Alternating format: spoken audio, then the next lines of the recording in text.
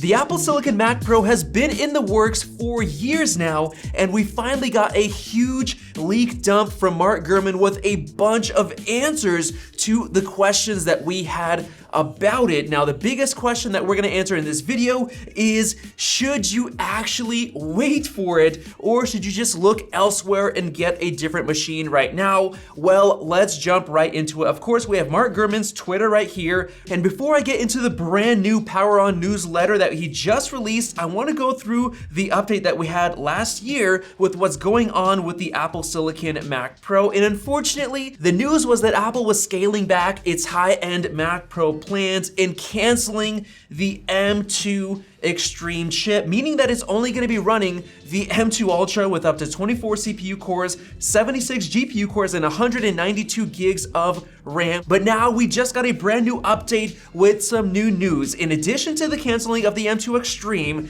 the machine is going to look identical to the current 2019 Intel model, and unfortunately there is not going to be any user upgradable RAM, and that could be a huge disappointment to a lot of you guys because we've been having leaks and rumors of a smaller Mac Pro for months, maybe even years now, and a lot of people were excited for that because the current one is huge, it's massive, it's heavy, it's hard to move around, so a new redesign was very exciting. But now let's actually dig deep into the Power On newsletter itself and look at all of the details. Now, this new Mac Pro is gonna be limited to the M2 Ultra. It's not gonna have user upgradable RAM, but here's the interesting addition right here. There are still gonna be 2 SSD storage slots, and there's gonna be GPU PCI Express slots for graphics, media, and networking cards, and the big standout is the graphics.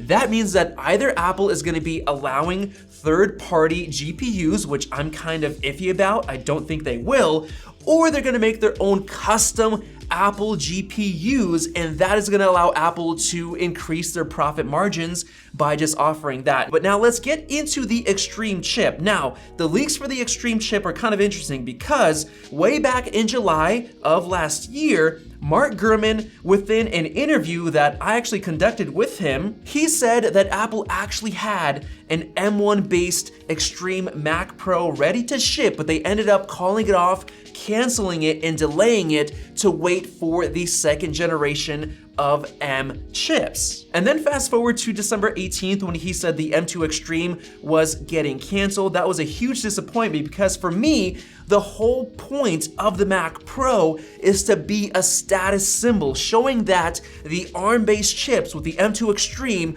are coming to disrupt the entire industry. And the crazy thing is that we actually had leaks last year, like from Majin Buu, showing that Apple was legit working on this new Extreme processor with 2 M1 Ultras put together, and you can even see this new Ultra Fusion fabric right here and a little diagram of the 4 dies within the Extreme chip. So Apple was working on it. But as far as why I think the Extreme chip was canceled altogether, even for the M2 Extreme, it all comes down to an exclusive source that we had last year that told us that Apple's M1 family of chips came with a design limitation or a flaw that ruined the GPU scaling, that didn't allow the chips to scale that well, specifically with the M1 Max, where you started to see a hint of scaling issues, and the M1 Ultra that had massive scaling issues. Now let me show you this. This is a video when we compared the Mac Studio, 3 different versions. We had the 24-core M1 Max,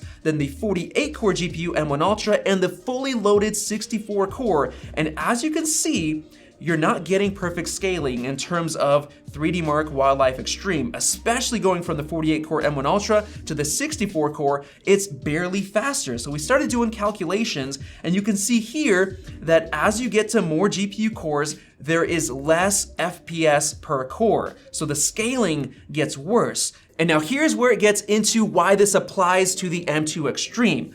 Well, Mark Gurman himself, and I've been saying for a while, that the M2 chip is a stopgap chip. I believe it's basically the same design as the M1, just tuned up and overclocked. So the thing is, if the M1 family of chips had the flaw with scaling, that's gonna translate to the M2 chip. Now for a while, I was hoping that the M2 Pro and M2 Max would come on 3 nanometer, but it's looking more and more like it's not gonna be 3 nanometer with a new design. It's looking like it's just gonna be another improved 4 nanometer or 5 nanometer chip. And we even looked at leaked benchmark scores for the M2 Max chip, and as you can see, the single core is pretty decent and the multi-core is okay, but it's nowhere near the score it should be if it was actually built on 3 nanometer. So that means that the entire M2 Max die and the M2 Ultra and likely the theoretical M2 Extreme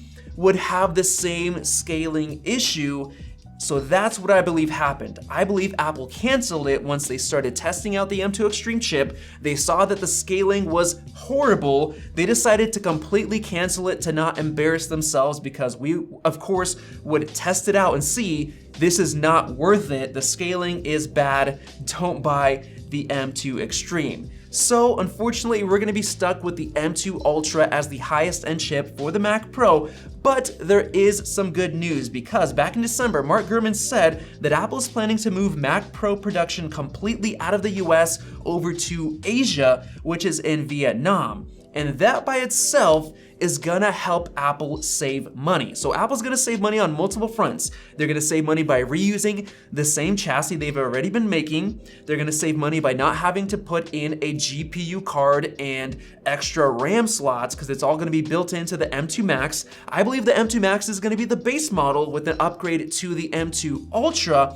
and they're gonna manufacture it in Vietnam. So because of those reasons, we could even see $4,000 or $5,000 as the entry base price for the Mac Pro. But with all that said, this is gonna create some issues within Apple's high-end Mac lineup, because we got the Mac Studio last year, and the interesting thing about the Mac Studio is that it comes with the M1 Ultra as the highest end chip. So if the Mac Pro is gonna have the M2 Ultra as the highest end chip, I fully believe that Apple is gonna have to do something with the Mac Studio to make sure that that does not get updated with the M2 Ultra, because you're gonna have a choice between the same chip, either with the Mac Studio or even more expensive Mac Pro. I don't think Apple's gonna want that clash. So one option is to completely discontinue the Mac Studio altogether, but I don't think that's gonna happen. I believe that Apple's gonna put the Mac Studio on the back burner, like they're not gonna care about it for a full 3 years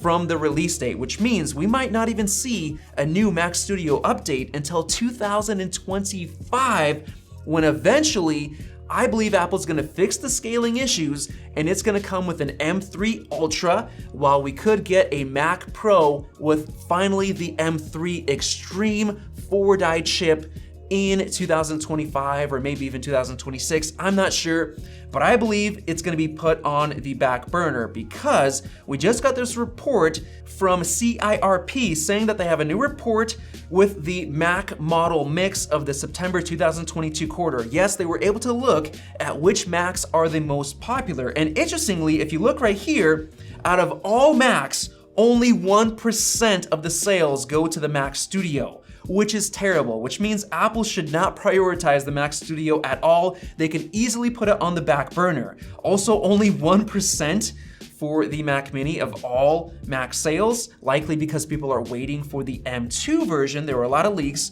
but surprisingly, out of all of the desktop Macs, 43% of the sales go to the Mac Pro, which I didn't think it was that high. But the main takeaway here is that the Mac Studio doesn't sell well. Apple likely doesn't care about it. They'll probably put it on the back burner, and we'll likely see the M2 Ultra Mac Pro as the only way to get that Ultra chip. So that's one reason why you would want to wait for the Mac Pro, because that's gonna be likely the only way to get an M2 Ultra chip. But then the question is, how's the scaling gonna be? What if the scaling is just as bad or maybe even worse?